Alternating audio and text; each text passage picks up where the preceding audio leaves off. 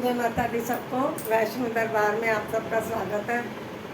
माता रानी सब पे अपनी कृपा दृष्टि बनाए रखे। और आज मैं एक गुरु का शिष्य के लिए प्रति क्या दायित्व होता है और शिष्य का गुरु के प्रति क्या दायित्व होता है, उसके विषय में आज मैं एक बात करना चाह रही हूँ। अगर गुरु शिष्य को बहुत सारी विद्याएं सिखाता है, अगर वो उसके अंदर उन विद्याओं में निपुण हो जाता है तो गुरु को चाहिए कि उसका सम्मान करे और उसको आगे। अब हम देखो स्कूल में पढ़ने जाते हैं, पहली क्लास कक्षा में पढ़ते हैं, दूसरी में पढ़ते हैं, तीसरी में 12वीं कर जाते हैं। आगे फिर हमने अपना एक एम बनाया होता है कि हमने आगे जाकर क्या करना है।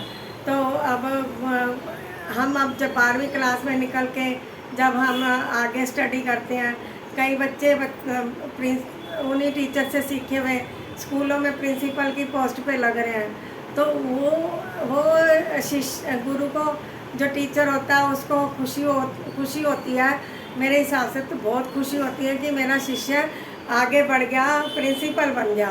ठीक है, तो ऐसे ही हम जो विद्याएं सीखते हैं, एक दूसरे से अध्यात्म का रास्ता हो या कैसा भी कोई रास्ता हो, जब उस रास्ते में हम उन चीज़ों को सीखते हैं तो आगे अपना कार्य करने के लिए, लोगों का कल्याण करने के लिए ही तो हमारा मोटिव होता है कि हम आगे बढ़ें अपने इस लाइन में। हम दिन दुखियों की सहायता करें, जो लोग परेशान हैं उसकी परेशानी को हल कर सकें।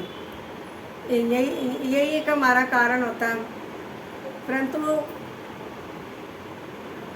वो आजकल का ट्रेंड क्या हो रहा है कि गुरु अगर शिष्य को कुछ सिखा देते हैं और शिष्य आगे बढ़ जाता है तो उसकी जड़ें काटने में लग जाते हैं गुरु।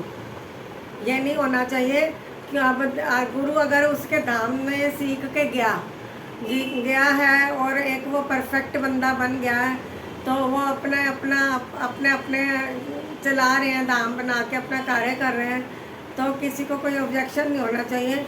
उल्टा उनको आप बढ़ावा देना चाहिए, उनको प्रोत्साहन देना चाहिए, एनकरेजमेंट करनी चाहिए उनकी कि वो आगे और अच्छे से कार्य करें। गुरु का ये दायित्व होता है। गुरु का ये दायित्व नहीं होता कि जब इंसान उनके पास काम कर रहा है तो उसकी तो तुम ऊँचाइयाँ कर रहे हो। जब आपके पास वो काम करके सीख के अगर वो अपना कुछ करना चाह रहा है तो फिर उसको वही बंदा बुरा हो जाता है। ऐसे नहीं होना चाहिए, ये गलत बात है।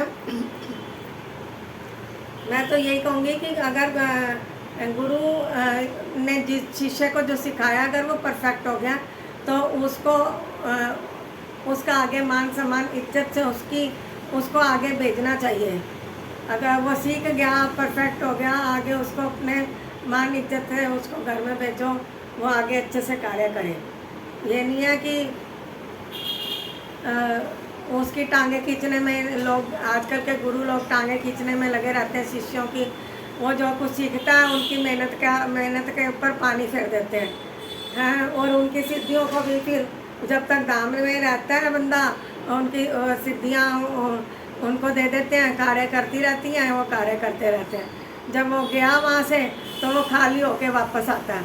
तो ऐसे नहीं होना चाहिए। मैंने कई जगह पे ये चीज़ देखी है और कईयों की मेरे पास बातें भी आई, कईयों के कमेंट भी आए कि सुनीता जी इस बारे में आप वीडियो बनाओ, तो इसलिए बनाई। और शिष्य भी अगर गुरु कह दे रहे दिन है तो दिन है, रात है तो रात है, शिष्य का भी यही दायित्व बनता है कि गुरु की आज्ञा का उल्लंघन कभी ना करें।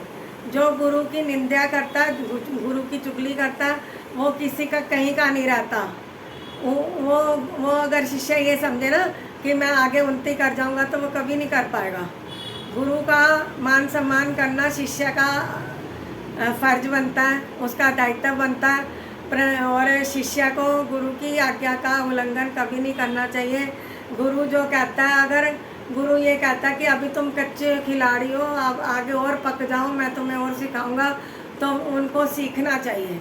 अगर 4 क्लासें बच्चा पढ़ जाता है तो ये समझता है मैं बहुत बड़ा टीचर बन गया हूँ, परंतु गुरु से बढ़ के नहीं जा सकता वो। गुरु अगर सारे गुरु सिखाता तो एक गुरु हमेशा अपने पास रखता है कि चेला आगे उनको परेशान ना कर सके। तो ये गुरु को भी, शिष्य को भी अपने गुरु की बातों को मानना चाहिए और गुरु को भी शिष्य का मान सम्मान, इज्जत और उनको आगे बढ़ने के लिए प्रोत्साहन देना चाहिए। और इसी बात के साथ मैं अपने वीडियो को बंद कर रही हूँ। और बस यही अगर बातें सोच के गुरु और शिष्य चलेंगे तो उनका देखो, गुरु का लगाया हुआ बूटा अगर कोई आगे सक्सेस हो रहा है, लोगों के काम हो रहे हैं, लोग ठीक हो रहे हैं, तो नाम किसका होगा? उस गुरु का होगा। कि ये, और गुरु को कितना फ़ख्र होना चाहिए कि ये मेरा शिष्य है, इसको दुनिया याद कर रही है, दुनिया इसकी तारीफ़ कर रही है, तो गुरु को खुश होना चाहिए, गुरु को नाराज़ नहीं होना चाहिए और उसको जेलसी नहीं होनी चाहिए उस चीज़ में। जय माता दी सबको।